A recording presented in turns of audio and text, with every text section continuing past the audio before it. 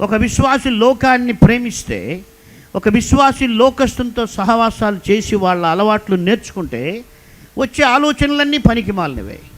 దైవికమైన ఆలోచన ఎక్కడుంది? ఈయనకి కరువు వచ్చింది, దేవుని దగ్గర మొరపెడతాం, ప్రార్థన చేస్తాం, పరిశీలన చేసుకుందాం అన్నటువంటి నడిపింపు లేదు. ఎందుకంటే వీడు ఒక లోకాన్ని ఆశ్రయించాడు. అందుకే ప్రవక్తను చంపుతానన్నాడు.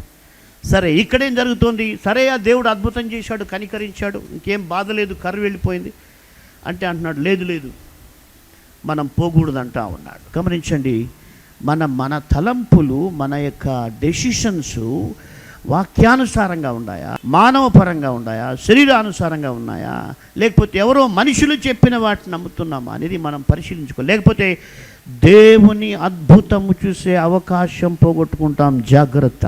దేవుని కృప వలన 5000 వాక్యాలు కంఠాపాఠం చేశాను. అందులో 105 కీర్తనలు కంఠాపాఠం చేశాను.